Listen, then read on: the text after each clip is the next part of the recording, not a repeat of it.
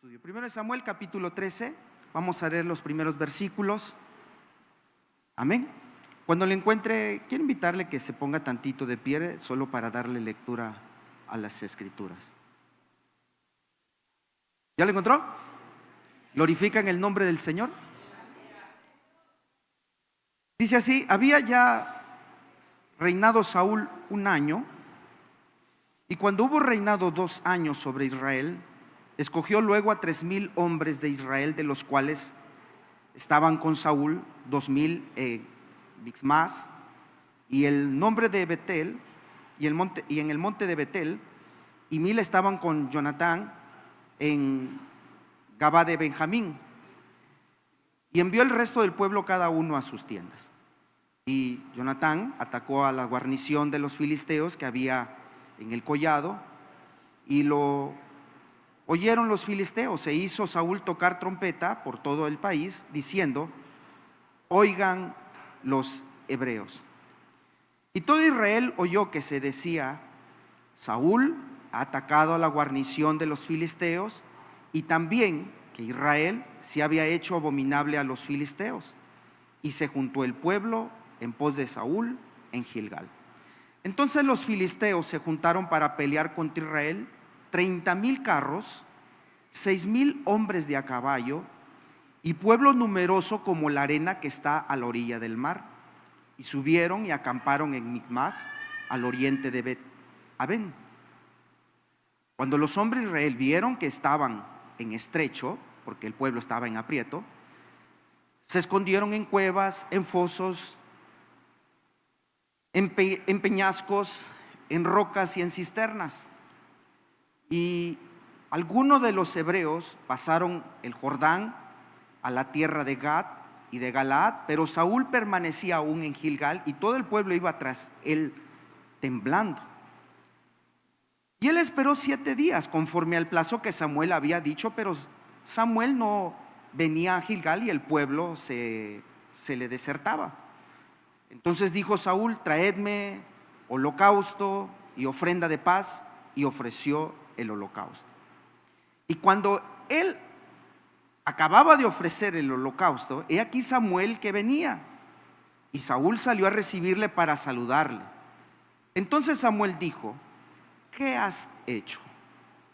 Y Saúl respondió: porque vi que el pueblo se me desertaba, y que no venías dentro del plazo señalado, y que los filisteos estaban reunidos en Micmas.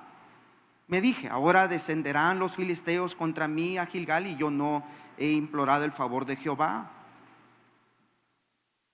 Me esforcé pues y ofrecí holocausto. Entonces Samuel dijo a Saúl: locamente has hecho. ¿No guardaste el mandamiento de Jehová tu Dios que él te había ordenado? Pues ahora Jehová hubiera confirmado tu reino sobre Israel para siempre. Mas ahora tu reino no será duradero. Jehová se ha buscado un varón conforme a su corazón, el cual Jehová ha designado para que sea príncipe sobre su pueblo, por cuanto tú no has guardado lo que Jehová te mandó. Tomen asiento, hermanos.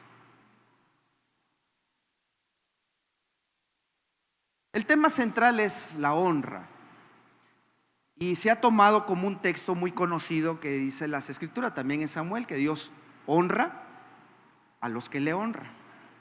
Ahora quisiera que esta lección, voy a tal vez tocar algunos puntos que probablemente ustedes ya lo han escuchado, pero espero nos sirva como una retroalimentación.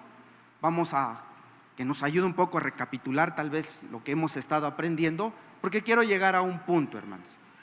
Quiero compartir con ustedes algunos errores que prácticamente cometemos o hacemos, y qué mejor ejemplo que podemos tomar de las escrituras al rey Saúl, un hombre que empezó bien, un hombre que, como dicen las escrituras en siguientes capítulos, creo que es en el capítulo 15, donde dice que el profeta Samuel le dice: tú te veías pequeño, tú te veías a sí mismo pequeño cuando empezaste.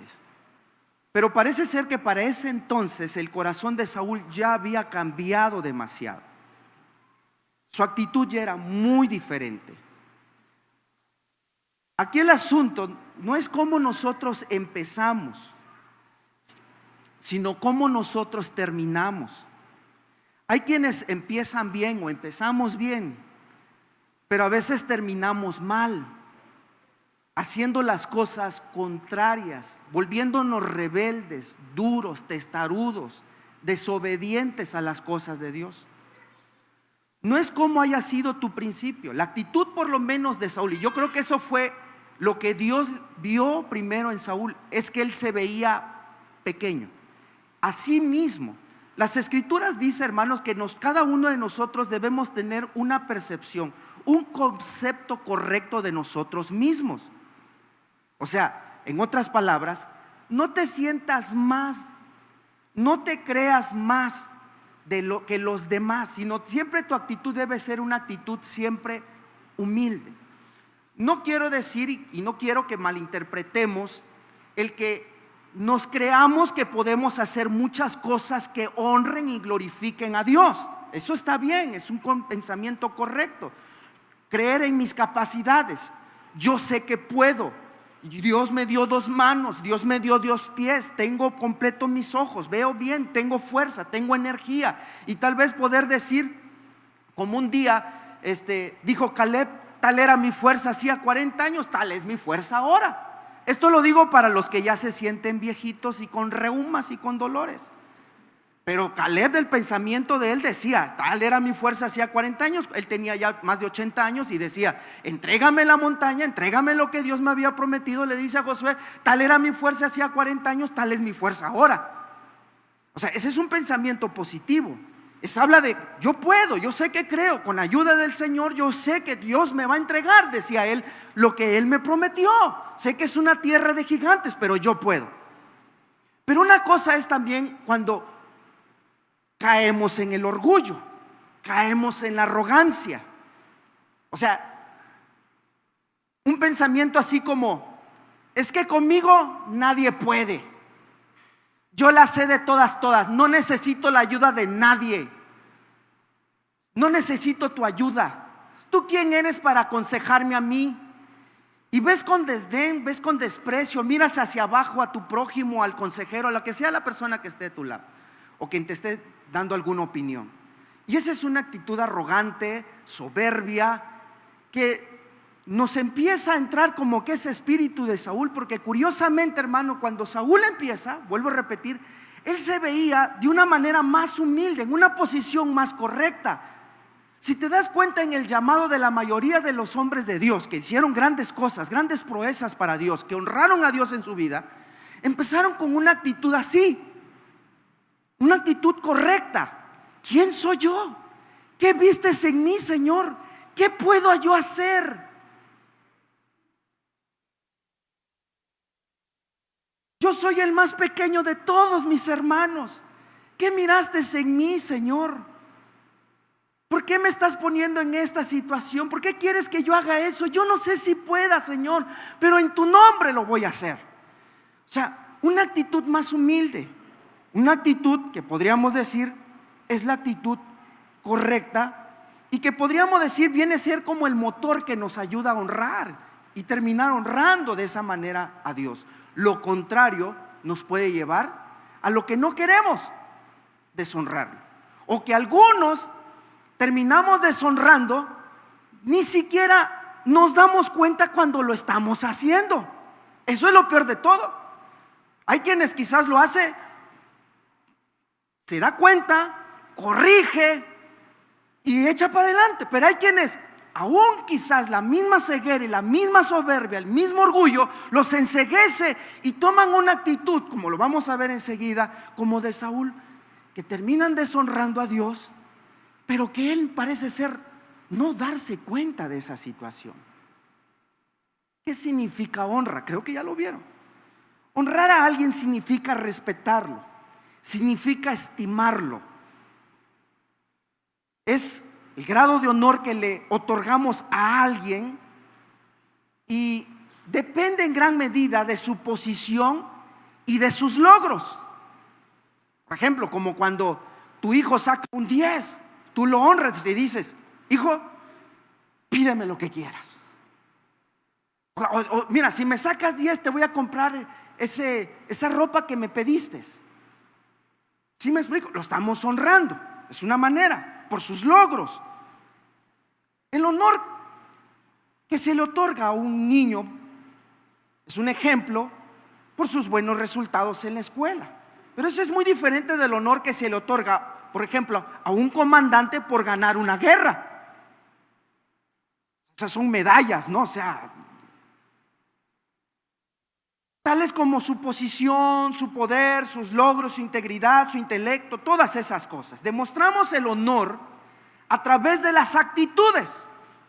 Eso es algo muy importante. La actitud es muy importante. Lo demostramos a través del afecto y las acciones que tomamos con la persona a quien nosotros estamos honrando. En otras palabras, mi actitud hacia esa persona es diferente. Amén. Por ejemplo, yo como pastor, desde la entrada me están honrando ya. Dios le bendiga, pastor, Dios le bendiga, estacione su carro, yo se lo llevo. Aquí está su agua, siéntese adelante, aquí está, siéntese usted, quiero ver qué se siente. Esa es una forma, ¿verdad? De que en ese privilegio, en esa posición que tengo como pastor, me pueden dar esa pequeña honra, ese pequeño lugar, esa oportunidad, la actitud que tenemos a los demás. Eso incluye las consideraciones como el respeto, la reverencia, las emociones que experimentamos hacia los que honramos, incluye la admiración, la adoración o incluso el temor. Esto es en el caso de Dios. Mi actitud cambia. Si yo quiero honrar, yo me tengo que estar en una actitud de temor, de admiración y de adoración. Y adoración no tiene nada que ver con que es que yo canto muy bonito, es que yo ejecuto un instrumento, yo tengo, esos son dones, son habilidades, pero la adoración va mucho más allá que simplemente cantar. Es una actitud, es un estilo de vida, es una forma de proceder hacia el objeto, no sé si sea la palabra correcta, de mi culto de adoración. En este caso, Dios. Por ejemplo, los hijos honran a sus padres a través de sumisión y a través de la obediencia. ¿No es cierto, padres? ¿Cómo nos pueden honrar a nosotros, nuestros hijos? Obedeciendo. No hay otra forma. La sumisión. Hijo, ve por las tortillas. Sí, papá. Hija, ve por el mandado. Sí, mamá. Oye, no me gustan esas amistades, ten cuidado. Sí, papá, voy a tener cuidado. Pero ¿qué cuando el hijo sale con su domingo 7 o la hija con su domingo 7? Eso trae deshonra a tu vida. Es más, no lo vayan a decir con la familia, ni lo vayan a decir en la iglesia, que ya salió esta con su domingo 7, porque eso causa deshonra al papá, causa deshonra a la mamá. Y decimos, ay, ¿por qué no me hiciste caso? ¿Por qué no me obedeciste? Entonces, en todo caso, hermano, ¿qué significa honrar a Dios? Honrar a Dios significa, escuchen, en resumen, mostrarle la estima, el respeto, la reverencia, la admiración, la adoración, el temor, la alabanza, la sumisión y la obediencia que se le debe a Dios. Lo vuelvo a decir, por aquellos que están anotando rapidito. Es honrar a Dios, hermanos. Es la estima, el respeto, la reverencia, la admiración, la adoración, el temor, la alabanza, la sumisión y la obediencia que se le debe a Dios. Todo eso es. Honrar a Dios significa adorarle en todas nuestras actitudes, sentimientos y acciones. Sobre todo en nuestras acciones. Anótelo fuerte con letra grande. Acción. Acción, hermano. Que se vea. No que se diga. Por eso el Señor dijo: este pueblo de labios me honra. O sea, de dientes, de la lengua para afuera. Pero ¿qué dice? Su corazón, o sea, su actitud, su forma de proceder está lejos, lejos, lejos de mí. O sea, alguien puede venir aquí y cantar muy bonito, tener una voz muy bonita, sacar unos falsetes bien bonitos, unos tonos muy altos, y aquí y allá tocar, tal vez tener dones, pero en su actitud es muy diferente. Y a veces pensamos que los dones deben presentarse, hermano, para honrar a Dios, pero los dones en sí mismos no honran a Dios, sino es nuestra actitud. ¿Capisci? Bueno, sigamos pues. Quiero pasar a otro punto, que es el tema que nos concierne. Hay enemigos. En este caso, enemigos como cristianos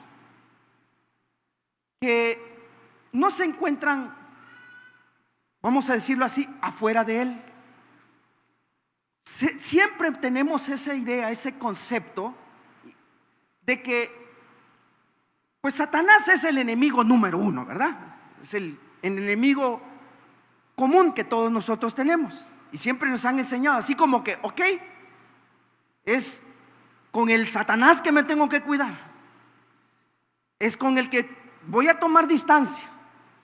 La Biblia dice que el Satanás anda como león rugiente por ahí viendo a quién devorar.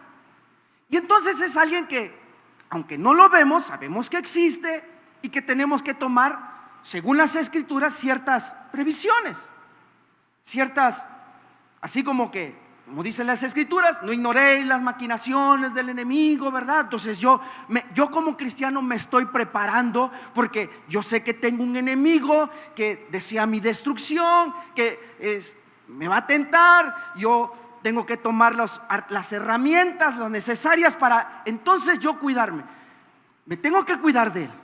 Pero fíjese, hermano, que muchas veces nosotros ponemos mucho énfasis en el diablo y en ese sentido, pero nos olvidamos que hay enemigos que no están muy lejos de nosotros, enemigos que también no se ven. Pero hay un enemigo que a veces es más terrible, y espero usted me pueda entender, es más tremendo que el mismo diablo. ¿Cómo se llama? Se llama yo.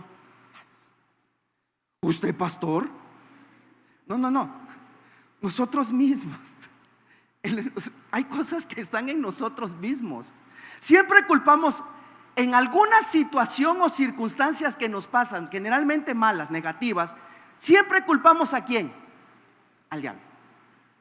Cuando las cosas nos van mal, es que, pastor, mire, es que el Satanás se me metió, es que el Satanás ahí no, y siempre metemos, es que por culpa del fulano, o a veces ni siquiera al diablo, culpamos al fulano, pues es que es mi hijo, es mi esposo, es mi esposa. Buscamos siempre culpables, hermano. Y nos pasa como cuando sucedió en el Edén. ¿Se acuerda cuando el Señor vino y llama ahí, verdad, a Eva, a Adán, y dice, oye, ¿qué hiciste, Adán? ¿Qué pasó? ¿Y qué hace Adán? Evade su responsabilidad. Dice, la mujer que tú me diste. Yo no te pedí mujer, tú me la diste. ¿Cuándo yo te la pedí? Tú me la diste y ahí te este cargo de ella. Entonces va con Eva y le dice, Eva, ¿qué pasó? El Satanás, la serpiente. Esta serpiente fue la que tuvo la culpa, yo no. Entonces va con la serpiente y la serpiente dice,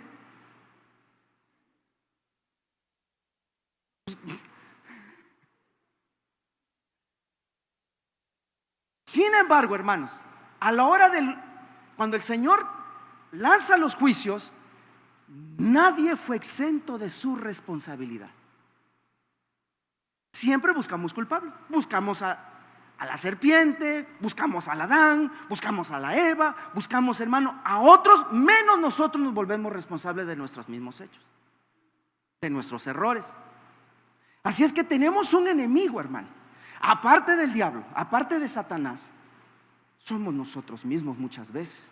son nuestras actitudes, son nuestro proceder, nuestros malos pensamientos, nuestras malas decisiones, una actitud incorrecta, muchas veces que en vez de honrar a Dios, terminan deshonrándolo.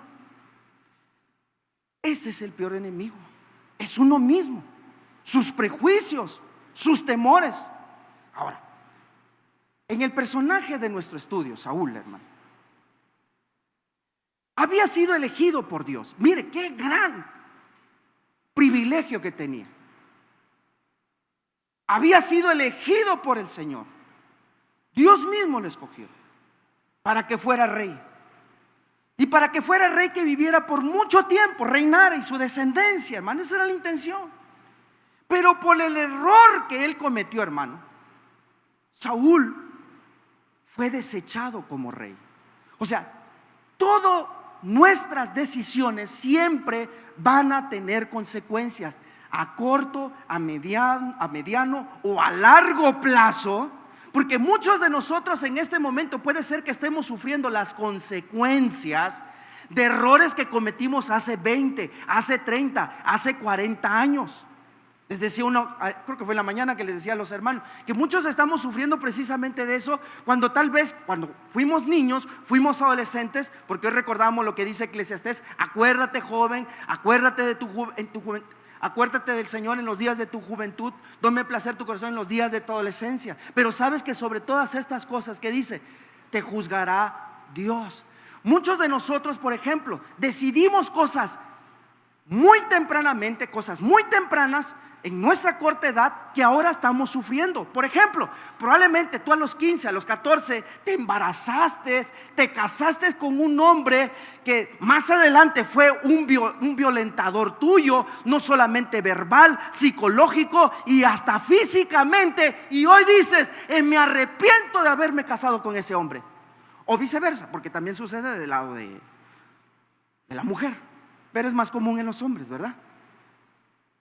Y tú dices, y culpas a Dios, ¿por qué me diste su marido así? No, tú lo escogiste. Tal vez tu mamá te dijo, tal vez mamá te dijo, no lo hagas, no te conviene, mira, es un drogadicto, mira, no trabaja, es un holgazán, es un flojo, no sirve para nada, mira, golpea a su propia hermana, mira cómo es de violento. Ay no, mamá, va a cambiar, tú le tienes mala fe nada más. Ya, ahí se va a convertir, pues ¿en qué? En sapo solamente, en otra cosa, pero no a Cristo. Como que uno tiene el poder y la autoridad para convertirlo, si eso le corresponde al Señor. Son decisiones que nosotros cometimos malas en nuestra adolescencia, pero que 20, 30, 40, 50 años después se está sufriendo todo eso por una decisión a la ligera que tomamos, porque decimos, pues ¿qué va a pasar? ¿Qué más puede pasar? Si es conmigo la onda, si el que va a sufrir soy yo, no te metas, respeta mi decisión. Y Dios dice, ok. Como dice la palabra de Dios en Deuteronomio, tentaron a Dios en la soledad y les dio lo que pidieron, pero detrás de todo ello, dice, vino la destrucción. A veces Dios te deja hacer. Bueno, haz tu decisión, es tu decisión, hazlo pues. Por eso te digo, a corto, a mediano o a muy largo plazo estamos sufriendo las consecuencias. Cuando vemos en Saúl, apenas tenía 1 año. Al 2 años, mire ya qué actitud estaba tomando. Ya había cambiado, como dice la escritura, cuando Dios lo llamó, hermano, él se veía pequeño. Él decía, Señor, yo rey, yo soy el más pequeño de toda mi familia. ¿Cómo? No puede ser, ¿qué voy a hacer? Señor, dame sabiduría. Había una actitud muy diferente. 2 años después, empezó a tomar decisiones que terminaron deshonrando a Dios. ¿Por qué Dios, si tú ves la historia de Saúl, al principio todo estaba bien? Victoria tras victoria. Porque era un hombre que estaba en sintonía con la voz de Dios, en obediencia. Y se cumple la palabra, yo honro a los que me honran. Y Saúl empezó honrando a Dios, escuchando la voz de Dios, obedeciendo la voz de Dios. Pero con el tiempo su corazón fue cambiado. a tal punto que nuestras decisiones, hermanos, se pueden volver como le dice Samuel a Saúl: has actuado locamente. ¿Qué quiere decir cuando dice tu actitud es una actitud de locos? Hoy en la mañana precisamente estaba compartiendo esto a los hermanos acerca de las actitudes que nosotros cometemos así, alocadamente. Ahora, ¿qué es una persona? Con todo respeto, la locura es una enfermedad mental, como tal. Lo trata la psiquiatría. Tiene que ser tratado, en algunos casos, incluso medicado. Pero la locura es alguien que está loco, es porque su actitud, en otras palabras, no es normal. Imagínense que yo subo aquí y me quito los zapatos. Desde ahí ya usted decía: ok, algo nos va a enseñar el pastor David. Y de repente me quito la camisa. No voy a decir más porque se van a empezar a imaginar cosas ustedes. Usted va a decir: ¿no es normal? Eso es alguien que está loco, alguien que hace cosas que no es normal. ¿Sí me voy explicando? Y que generalmente nosotros, cuando discutimos con alguien y nos dice cosas o piensa cosas o hace cosas que no es normal, ¿cómo decimos? ¿Estás loco? ¿Estás loca tú? Oye, que te vieron corriendo allá sin camisa en el parque, ¿estás loca tú? ¿Quién te dijo eso? No. Sí, o sea, porque no es algo que sea normal. No está pensando bien. Su proceder no es correcto. Hay algo como que no está bien la cosa. Saúl le dice: has actuado locamente. ¿Qué lo llevó a actuar así? Y es que, como decimos coloquialmente, es que hay hermanos que hacen, como dicen por ahí, decimos coloquialmente, que ni el chucho lo come. No dice: ¿por qué actúa así el hermano? La hermana, mira lo que está haciendo. Está de locos. Y no hablo cosas como el ejemplo que di, ¿verdad? Hablo de cosas que a veces en la iglesia dicen: mira cómo es su proceder. Parece que no está bien. Está actuando como el Señor, o bueno, Samuel le dice a Saúl: has actuado alocadamente. Quiero compartir, después de esta breve introducción, esos errores que nos llevan muchas veces a deshonrar a Dios. Amén. Vamos rapidito. Primero, versículo 6 de ahí del capítulo 3 dice: cuando los hombres de Israel vieron que estaban en estrecho, porque el pueblo estaba en aprieto, recuerda, estaban en una situación de guerra, se escondieron en cuevas.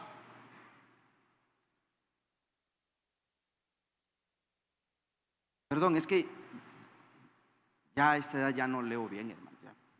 Ya uso lentes, pero no traje mis lentes. Se escondieron en cuevas, en fosos, en peñascos, en rocas y en cisternas. Dice: y algunos de los hebreos pasaron el Jordán de la tierra Gad y de Galaad, pero Saúl permanecía aún en Gilgal y todo el pueblo iba tras él temblando. Y él esperó 7 días conforme al plazo de Samuel había dicho, pero Samuel no venía a Gilgal y el pueblo se le desertaba. Aquí hay algo que cometió un error Saúl, hermano.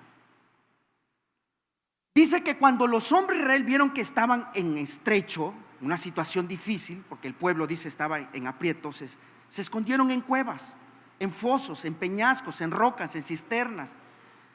Y este es algo, hermano, que revela un poco el carácter y la actitud de Saúl.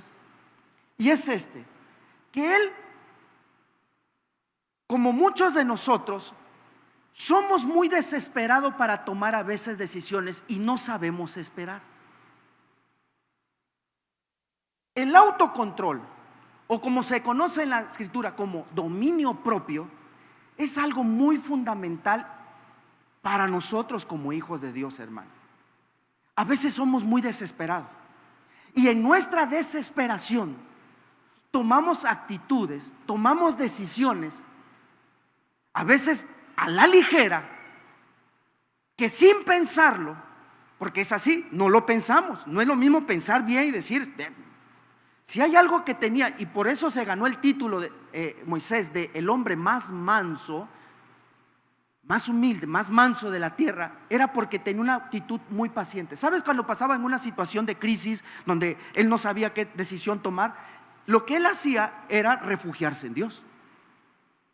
Se iba y oraba, se apartaba y oraba. Cuando llegaron al Mar Rojo, chispas, ¿ahora qué hacemos? Y el pueblo estaba desesperado. Es que lo presionaban. Moisés estaba todo el tiempo bajo presión. Y tú y yo en algún momento en la vida podemos sentirnos, y lo hemos llegado a sentir, esa presión por tomar una decisión. Ya decídete, ya ¿qué se va a tomar? Y a veces uno como líder, como pastor, por ejemplo, hermano, no es fácil a veces tomar una decisión, porque sabes que la decisión que tú tomes, hermano, puede afectar a la iglesia, va a afectar siempre a la iglesia, puede afectar a tu familia, puede afectar hay muchas cosas en juego, pues. Y es lo que a veces nosotros no ponemos a pensar. ¿Quién puede afectar en la decisión que yo tome? A veces solo porque estamos en un momento tenso, en un momento de desesperación.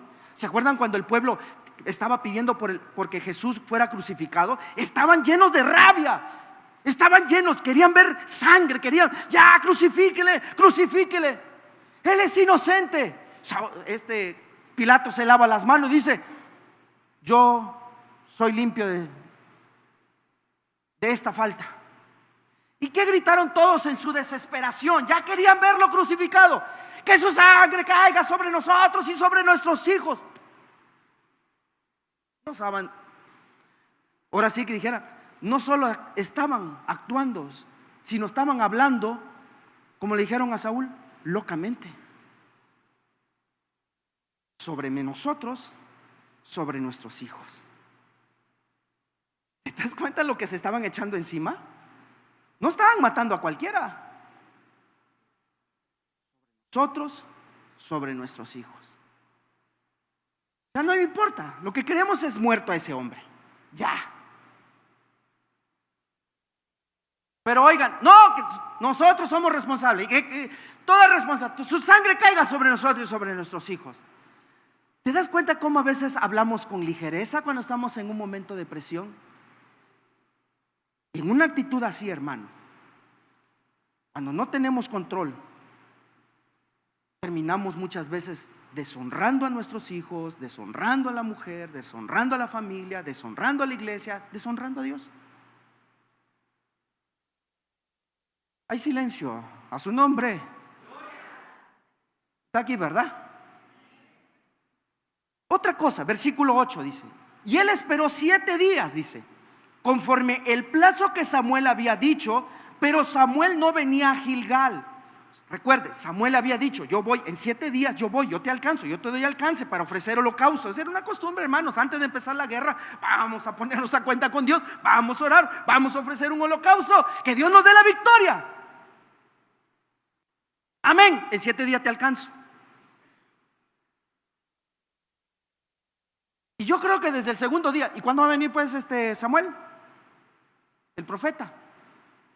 No, pues para el fin de semana. Para el miércoles. ¿Cuándo dijo? Saúl, como líder, tal vez se sentía presionado, pero él era responsable. Tú puedes, como dije hace un momento, sentirte presionado. Y a veces justificamos: es que tomé la decisión porque me sentí bajo presión. Sí, pero cabeza fría, tranquilo. Uno como pastor, hermano, trata con diferentes tipos de carácter. Aquí veo no sé cuántas cabecitas, hermano, pero cada cabeza es un mundo. Hay quienes son más humildes, hay quienes son más tranquilos, ¿cómo se dice? Menos efusivos, hermano. Pero hay quienes son muy efusivos. Y hay quienes que uno se siente bajo la presión, ¿verdad? A veces uno tiene que, sí. ¿Quién era el rey? Saúl. Y él empezó a sentirse más presionado porque dice las escrituras, y el pueblo se le desertaba, o sea, el ejército, pues, recuerde, él había hecho un ejército de 3,000 hombres y estaban esperando la ofrenda para ir a la guerra, estaban esperando hacer el holocausto, la oración, todo, pues la bendición de Dios estaban esperando. Entonces decían, ¿cuándo va a venir? Ya le entré. No, esperemos. Llegó el séptimo día, como Samuel había dicho, voy a llegar el séptimo día. En el séptimo día, Samuel probablemente se demoró un poco de tiempo, pero él no quedó mal. Él llegó al día que él dijo. Ahí la escritura no dice si iba a llegar a las 8, a las 7, a las 6, no sé a qué horas. Solo se demoró un momento. Pero aquel ya como venía presionado, ya estaba bajo presión. Bueno, traigan, consigan el holocausto, hagamos ya. Y ese fue el error. Ahí empezó todo. Bueno, ya, hagamos pues, no esperemos al pastor, no esperemos, ya lo hagamos nosotros pues. Y este es otro error que cometemos, que termina deshonrando a Dios, y es no tener paciencia. Hermano, hermana chula, ¿qué tan paciente es usted? Es una pregunta retórica. Mucha, pastor, pero apúrese porque ya los frijoles los dejé en la olla. ¿Qué tan pacientes somos, hermano? La paciencia, siempre les digo a mis hijos, la paciencia es una virtud. Y la paciencia se desarrolla, hermano. La paciencia es un fruto del Espíritu Santo. Y como la mayoría de los frutos del Espíritu Santo, hermanos, se desarrollan en terrenos adversos. ¿Qué quiero decir con eso, hermano? Que la paciencia se desarrolla en medio de la impaciencia. O sea, si tú oras y dices, Señor, es que dame amor, yo quiero tener amor hacia mi prójimo, ¿sabes lo que vas a padecer? Vas a empezar a padecer. Es desilusión, es desamor, es el rechazo de la gente, es la crítica de las personas, de tu hermano, de tu prójimo. Señor, yo te pedí amor, pero siento que ahora odio. Ahí es donde se va desarrollando el amor. No es porque voy a orar, voy a ayunar hoy para que Dios me dé amor, y en la mañana te despiertas y una aurora de luz. Hola, pajarillos,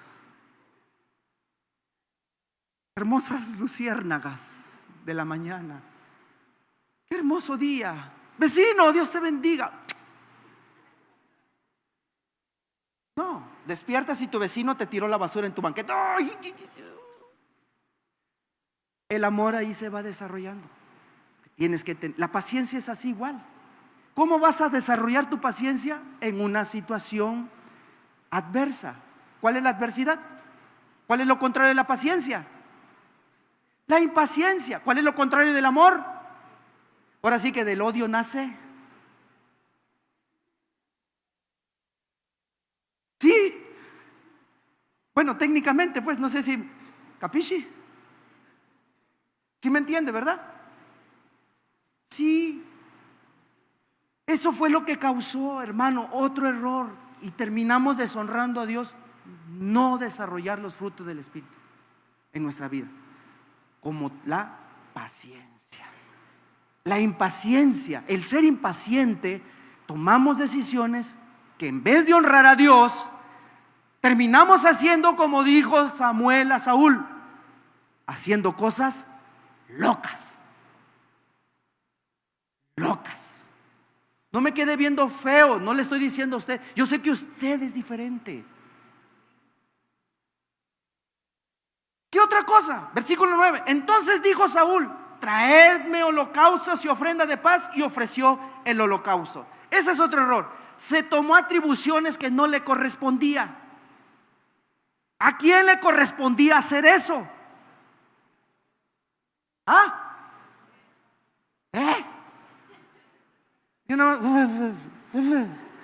A veces esperan que el otro lo diga, ¿va? Ay, ¿cuál hermano?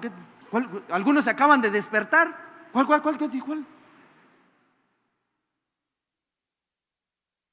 No se me vayan a dormir, hermano. Antes me preocupaba mucho que habían hermanitos, sobre todo las viejitas, pues. Agarraban mucho el rinconcito. No se ofendan. El rinconcito y ahí se quedaba. Decía, tan aburrido está el culto, digo, qué bárbaro. Y a veces hasta cabeceaban así. Yo les dije, hermano, un día Dios me habló y le digo, mira, estaba yo leyendo la Biblia y encontré que el apóstol Pablo se le dormía a la gente, tanto que uno se le cayó. Sí, ¿ha visto esa porción, hermano? ¿Y qué fue lo que pasó? Se mató. El siervo de Dios llegó, se puso sobre él, oró. ¿Y qué pasó? Milagro, hermano. Pero hasta ahorita a nadie ha resucitado, hermano. No se va a estar a dormir, caer no es mi responsabilidad. Puede decir, pastor, me durmió, caí, yo esperaba que viniera y no se va a levantar usted de allí. Ahí se quedó. No se me duerman. ¿Quién vive? Tomarse atribuciones que no le corresponden. Ese es otro error, hermanos. Tomar el lugar que no le corresponde. Saúl hizo algo, hermano.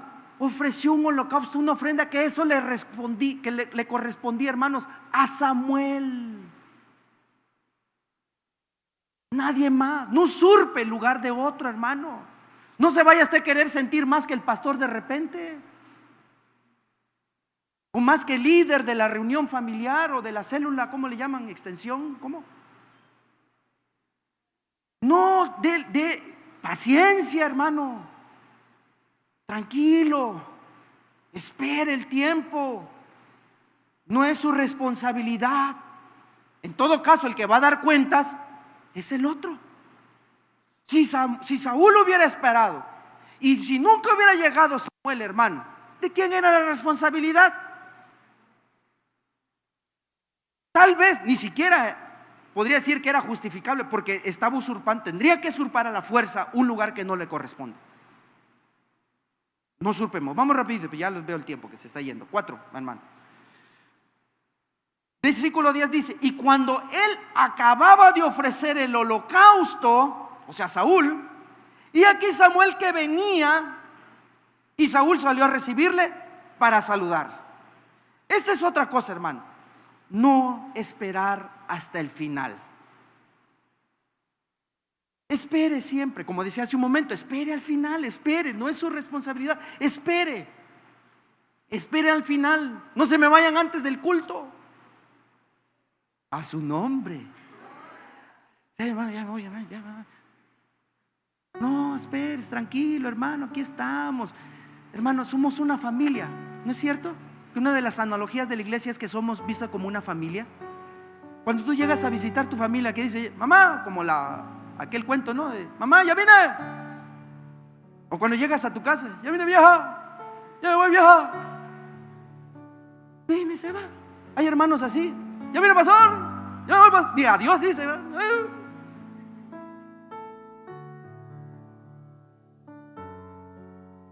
Espérese, hermano, mire, hoy va a haber ofrenda, va a haber cena del Señor. Espérese, no se vayan antes, porque viene lo bueno, el holocausto. Dicen amén. Dice, salió a recibirle, para saludarle. A veces en la desesperación, hermano, no sabemos esperar el tiempo de Dios. 5, Saúl cometió otro error, y es que se dejó llevar por las presiones, hermanos. Entonces Samuel dijo, ¿qué has hecho? Y Saúl respondió, porque vi que el pueblo, o sea, la presión era del pueblo, porque vi que el pueblo se me desertaba y que tú no venías dentro del plazo señalado. Oiga, no vino en el plazo señalado. ¿Cuántos días dijo Samuel? 7. ¿Y a los cuántos días llegó Samuel? A los 7. Ahora, aquí no dice la hora, pero llegó en el plazo. Pero ¿cómo él justifica o quiere justificar? Inventando. evadiendo es que no venías en el plazo que habíamos quedado. Perdón, ¿qué día quedé contigo pues, Saulito? No, pues, como algunos, ¿verdad? ¿Cómo? Sí, porque ya no hay palabras, no hay pretextos, pues. ¿Qué has hecho?, le dice. ¿Qué has hecho? Y a veces Dios nos sorprende, hermano, así, y nos hace la misma pregunta: ¿qué estás haciendo? ¿Qué estamos haciendo, hermano? Hemos aprendido en estos días, hermano, qué es honrar a Dios, cómo honrar a Dios. Pero es importante también cómo no debemos deshonrarlo. Y estas son las actitudes de un hombre que empezó bien, pero que terminó mal. No es cómo empiezas, como te dije al principio, es cómo terminamos nosotros, hermano. Hay quienes empiezan bien. Yo he conocido hermanos en todos estos años que llevo, muy pocos todavía en el ministerio, hermano, pero he conocido hermanos que empezaron bien, como decimos coloquialmente, echándole ganas. Le servían, eran como el arroz de todos los moles. Había campaña, ya estaban en la campaña, eran líderes, eran aquí, eran allá, servían aquí, todo, hermano. Y de repente algo sucedió. Un hermanito que se fue de la iglesia. Y francamente nunca supe con exactitud por qué se fue. Lo que sí sé es que algo le molestó de mí. Algo no le gustó y se fue molesto. Sin embargo, yo lo visitaba de vez en cuando. Decía: hermanito, ¿cómo va? Y a veces me lo encontraba. Y un día me lo encontré así, casualmente. ¿Cómo está? Bien. ¿Está llegando a la iglesia? Sí. Ah, qué bueno, hermano. ¿Qué iglesia llega, hermanito? ¿Dónde está llegando? En la de acá bajito. Bajito no hay iglesia. La única es la católica. ¿En cuál, hermano? La de acá bajito, la de los mormones. Le digo, hacen cosas. Bueno, Samuel lo dice de otra manera: locamente. Tiene sentido. Un hermano que sirvió, un hermano que estuvo sirviendo, muy servicial, muy entregado se veía. A veces incluso sus lágrimas me contagiaban. Llegábamos a la oración y él era un hombre muy sensible al quebrantamiento. Empezaba a llorar, empezaba a escuchar sollozos y hasta a mí me contagiaba. Hasta al ratito yo también, aquí estamos los dos orando. Cuando me dijo eso, hermano, ¡pah!, me explotó la cabeza. Y me viene lo que dice Samuel: locamente has actuado. Hay cientos de iglesias en la ciudad. ¿Para qué te vayas ahí, hermano? ¿Cómo empezaste y cómo estás terminando? Reflexiona cómo empezaste, hermano. Y si en el momento que estoy predicando esta palabra estás en una actitud todavía de estar honrando a Dios, o si no es que tu actitud ya empieza a deshonrar a Dios. Eso es algo que tenemos que pensar muy bien. Y como decía hace un momento, termino con el versículo 12. Me dije: ahora descenderán los filisteos contra mí en Gilgal, y yo no he implorado el favor de Jehová. Me esforzaré pues y ofrecí holocausto, dijo Saúl. Y esa es otra cosa: vivir de excusas, hermano. Asume la responsabilidad. Más adelante, este es el capítulo 13. En el capítulo 15 vemos la caída de Saúl, de plan. Pero mira ya desde su primer año, hermano, segundo año de reinado. Y mira cómo ya estaba empezando. Ya en el capítulo 15 el Señor dice: me arrepiento, le dice a Samuel, me arrepiento de haber puesto a Saúl como rey. Me pesa. Samuel lloraba por Saúl. Lloraba el profeta Samuel por Saúl. Un día Dios le dice: deja de llorar ya por Saúl, ya lo deseché. ¿Hasta dónde llegó este hombre, hermano? Pero tiene que ver mucho la actitud. ¿Recuerda? En el capítulo 15, que lo van a estudiar más adelante, me adelanto, perdón por el que le toca el 15, pero que me voy a adelantar tantito. Dice la escritura que vuelve a hacer algo parecido, ofrece un holocausto. Dios le dice: ve contra los amalecitas, ve contra el rey de Amalek, no dejes nada, no vayas a codiciar el ganado, nada, todo rey, ¿no? Todo es abominable ahí. Es un pueblo proscrito que ya está sentenciado a muerte. Y a veces no entendemos eso, hermano, porque ahí dice unos versículos muy duros que a veces escapan de nuestra mentalidad. Hay que saber cómo estaba la situación antiguamente, hermano, que en la soberanía de Dios tuvo que decidir, tener que extirpar, para no decir desaparecer, ciertas razas para mantener la pureza del mundo. Dios dijo todo, no ganado, no nada, mujeres, niños. Uno puede pensar: eso está criminal, pero es algo que está allí. Y uno puede juzgar así: no, Dios, ¿cómo permitió esas cosas? ¿Cómo estaba el mundo como para que Dios destruyera en el diluvio? ¿Cómo estaba el mundo que Dios todavía tuvo que destruir ciertas ciudades como Sodoma y Gomorra? Y allá era todo. Dios usó a su pueblo para también seguir purificando el mundo. Que cómo eran estas naciones, qué tan depravadas estaban, hermano, que Dios tuvo que tomar una decisión así. Saúl decide dejar vivo al rey y ciertos ganados muy bonitos, gordos. Y viene Samuel, hermano, y hace cierto sarcasmo, hermano, cierta ironía. ¿Qué es todo ese valido? Ahí era para que él se diera cuenta de su error. Y a veces como pastores tenemos que usar cierto sarcasmo, cierta ironía para hacer reflexionar a los hermanos. O Dios usa la misma ironía, el sarcasmo, para hacernos entender. Es como el primer punto. Y Samuel llega, ¿verdad? ¿Qué es todo ese balido de animales? Ahí en el momento de decir: ya me cachó. Él sabía que era así, como diciendo: no te dijo pues Dios: es que el pueblo le pareció, evadió. Es que el pueblo le pareció. ¿Se acuerda que en el segundo año, que es lo que acabamos de estudiar, qué decía? El pueblo. Todo el tiempo eran los demás menos él. Todo el mundo tenía responsabilidad menos él. Es que me sentí presionado, es que no sé qué, es que estaban hablando, se me estaba yendo la gente. Y toman decisiones equivocadas. Y eso fue.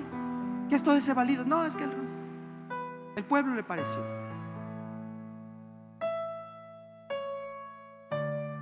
Y ahí es donde le dice: Dios ya te desechó. Desde ahí ya vemos cómo Saúl evadía siempre, toda la vida, hermano. 40 años reinó, pero desde el segundo año ya revelaba su corazón. Un hombre terco, un hombre que no asumía su responsabilidad, que nunca creció ni maduró ni se dejó llevar por la voz de Dios, hermano. Y eso terminó llevándolo a la ruina. No asumir sus errores, no asumir sus culpas. Eso es el peor error que cometemos, hermano. Y la mejor actitud es ser humildes y decir: he fallado, he pecado. Dios es bueno, hermano. Dios, el mensaje de esta noche, no quisiera yo ser como el dedo acusador, ¿verdad? El que va a meter el dedo en la llaga. Si tú has cometido errores o estás sufriendo los errores de tus malas decisiones que lo han terminado a actuar, que te han llevado a actuar locamente en la vida, deshonrando a Dios, hermano, estamos a tiempo para pedir perdón a Dios, restaurar nuestra relación, decir: Señor, ayúdame, enséñame. No quiero terminar como Saúl. Quiero vivir honrando tu vida, el resto de mi vida honrándote. Quiero aprender más cómo poder honrarte, cómo hacerlo de una manera correcta. ¿Quisiera hacer una oración usted, hermano? Quisiera orar conmigo en esta noche. Amén. Y ponernos a cuentas con Dios. Hacer una introspección, que es un ejercicio que la palabra de Dios nos enseña. Hacer un autoanálisis. Se le conoce como el autojuicio también. Una introspección, ver nosotros, desnudarnos, hermano. Poner el dedo en la llaga. Y quizás esta predicación, hermano, Dios ha encerrado en un círculo rojo para que resalte esa falta. Y si tú te sientes incómodo, hermano, y te vayas tranquilo, pero Dios en su misericordia en algún momento va a abrir otra vez y va a poner otra vez el dedo en ese círculo que ya señaló el Señor y te está diciendo: cámbialo, cámbialo, cámbialo, cámbialo. 40 años lo tuvo como rey el Señor, hermano, a Saúl, y no cambió. Ahí vemos cuán tan grande es la misericordia de Dios. ¿Crees que Dios no tenga misericordia de nosotros? Yo creo que sí. Yo creo que sí, pero no abusemos de eso, hermano.